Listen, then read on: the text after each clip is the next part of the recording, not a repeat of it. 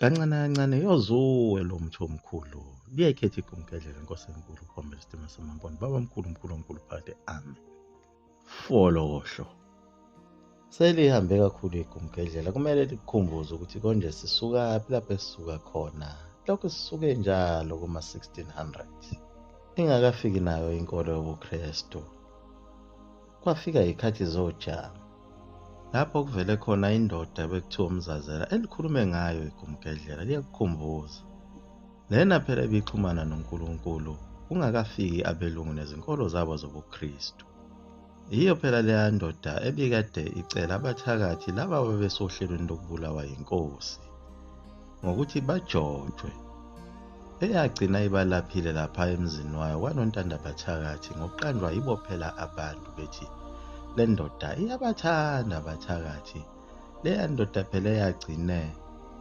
abantu beyisolile ngokuthi ifuna ukukhanda ubukhosi bayo bayosa enkosini yagcina le ndoda isibalekile kanye nabo labantu bayo ekade ibalapha abasebeyiguqela okuyikona ekwayiqhatha nenkosi yagcina ibalekile yayawela senquthu lapho kwagcina sekufika khona izwi likaNkulunkulu kuyo litshela ngokuthi kwela kwaZulu kuzozalwa inkosi eyobusa ngegazi ngalesi sikhathi phela kuprofethwa indaba yakhe Ushaka usigidi umlilwane le ndoda yathi senquthu labuya lelizwi layitshela ukuthi ayiphinde yithi ukubaleka mbijana yaze yofika ezweni lasentabamhlophe lelizwi elalimemeza emoyeni yayithi mayelibuza le ndoda ukuthi ngabe ngubani lona ithi lelizwi linguShembe umenzi wezulu nomhlaba yabaleka njalo le ndoda ngokuholwa yilo lelizwi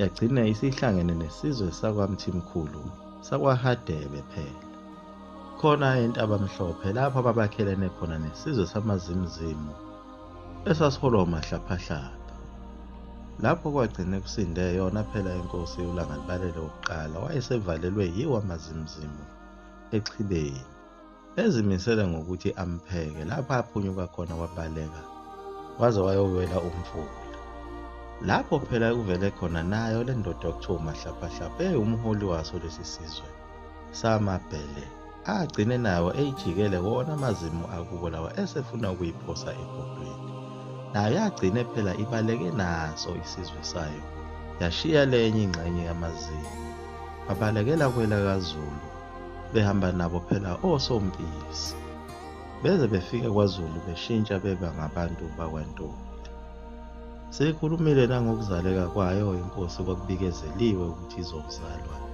ezobusa ngegazi Ushaka kanye nakho ukuzalwa kwayo inkosi Umzilikazi nayo eyayibikezeliwe ukuthi izozalwa eyayizolekelelana naye Ushaka sakhuluma ngesizwe sakaZwide kuyisona okuyisizwe sasisikhulu sithumba zonke izizwe ezazikhona kwela kwaZulu sibusa ngegazi nangemithetho eyayiphambene kakhulu nemithetho kaMvelinqangi esagcine sichithwe uye uNkulunkulu ngecebo lokuthi savaleka amehlo sabulala umkhwenyana kwakhona phela uMashobane sambulala phambi kwandodana wakhe yena phela Umzilikazi okwaholela ukuthi abaleke agijime aye kuShaka ukuze ahlangane naye kuchithwe leli khaya lomama lakhe lakwaZwide elingcolile sikhulumile nangoNoluju inhloli yakhona kwaMzilikazi kwakuyinhloli yayo inkosi uMashobane okuyiyona yaba imbangela ukuthi uMashobane lona agcine ebulewe ngoba phela uMashobane wayekade ebolekise ngayo le nhloli khona kwaZwide engasafuni ukuyibuyisa wona ngokubuza ukuthi le nhloli bayibuyisa nini uZwide wasebona ukuthi uyamqanela kungcono avele ambulale uMashobane yilapho icebo laNkulunkulu lasebenza khona kwahlangana Umzilikazi uNoluju kanye noShaka ukuze kuqedulwe lesi sizwe sakaZwide sikhulumile nangoSoshangane okwaba icebo lakhe uJehova ukuthi ngesikhathi kuhlakazwa isizwe sakwaZwide kuphume uSoshangane ukuze ekwazi ukuyokhanda isizwe sakhe samashangane eMozambique sakhuluma nangaye uShaka esevuka umhawu lapho Umzilikazi esephenduke esihlabani phela kwaZulu. Emveni kokuthi sekunqotshwe isizwe sakwaZwide, wagcina uShaka emkhandele itulo lokuthi ayomthumela ukuthi ayohlasela abeSuthu ukuze ezofike afe khona lena ezweni labaSuthu ababekibulalana ngokuginqelana amatshe. Kepha ngobuqhawe bakhe uMzilikazi wafike wanqoba lawo maSuthu wabuya nezinkomo. Base bexatshaniswa yikho ukuthi uMzilikazi izinkomo lezi wazikhwabanisa ngoba ebona ukuthi bekudlalwa ngayo okaMashobane. Lezo zindaba zafika ngayo unyokane kaMpeyana owagcina uMzilikazi emjuqile. Nakhona lapho kwakuyilona phela icebo lakhe uNkulunkulu ukuthi abahlukanise ngoba kazibuselani esibayeni sisodwa. Icebo laNkulunkulu lawo ukuthi uMzilikazi kumele ayokhanda isizwe esikhulu eZimbabwe. Lapho afike wahlanganisa khona zonke izizwe ezazikhona okubalwa khona namaVenda namaNdebele. Sakhuluma nangayo indodana yakhe uMzazela uNhliziyo eprofithe impi yaseSandlwana. Eyathutha umndeni wayo yathi akuhanjwe kiwe phela entabazwe ngoba kunempi enkulu ezosuka. Sikhulumile nangentombi yakhona ebukhosini bamaHlubi kwaHadebe. Intombi yodumo ngokuziphatha kahle okuyiyona eyabona imbali ehlathini. Eyagcina idlile lembali eyayibanga nezinye izintombi. Intombi yayihlushwa yizwi elalibhonga phezulu emkhathini lizibiza ngoShembe. Okusayizwe elifanayo naleli lalihlupha leli yakhehla lakwaKhumalo kwakuthiwa Umzazela. Sikhulumile nangako ukugana kwayo le ntombi okuthiwa uSitheya kaMalindi wakwaHadebe. Owezwa ngalo lelizwi ukuthi uyogana kwaKhumalo bese ethola umntwana oyobe esuka ezulwini. Sikhulumile ngayo uSitheya lapho ehlupheka kakhulu ebizwa ngohlanya, waphinde futhi waphenduka isikhukukazi esizala amawuwe ngoba phela wafike wazala izingane eziningi kakhulu kodwa aziphilanga. Kulapho amangala khona ukuthi kanti imuphi lo mntwana okuthiwa uyozalwa. Sikhulumile nangayo Sitheya esethola lo mntwana okuthiwa uyena phela osuka ezulwini, umntwana wezimanga. Sikhulumile nangaye eseshona futhi lowo mntwana. Sikhulumile nangokuvuka kwakhe lowo mntwana emathuneni eseshonile.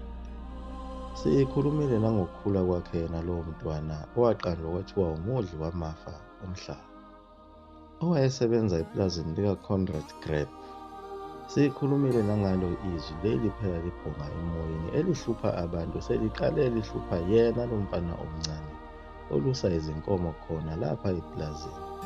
Sikhulumile nangezimanga ezenziwa kuye lo mfana ekwazi ukukhuluma nezilwane zakhona lapha epulazini azilawule kwaze kwafika nabelungu belethe amahashi abo ukuthi azowafundisa.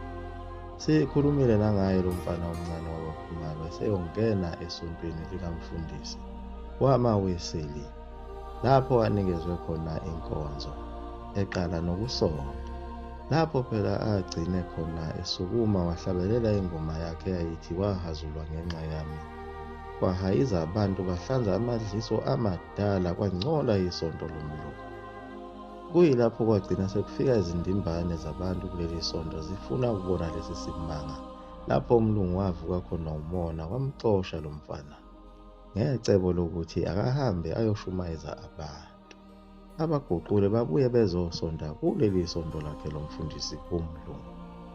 Sikhulumile nangalo lelizwi elihluphayo selifika lizenza umuntu laphayana empini yaseSandlwana. Lapho elifike lamisa khona insika yefu kwaphuma imbani kwaphephuka amatende abelungu. Lapho phela elikhulume nenye insizwa yasemachunini ukuthi yayingabe saqhubeka nempi ngoba izofa kanti izozala abefundisi. Kusho lelizwi lale ndoda eyafika empini yaseSandlwana engaziwa ukuthi yayingakwabani. Le ndoda kaMchunu kwathiwa ilale phansi izimboze ngezidumbu zabantu abafile ukuze isinde. Sikhulumile nangaye lo mfana omncane obethenjiwe phela ukuthi uzoba umsindisi njengokusho kwethu. Esedikila isonto ezibuyelela ebunsizweni wakhe nasezindukwini wayozishayela ingoma. Aliguqe igumkadla nomzulo amafutha umkhofi 20 waphathe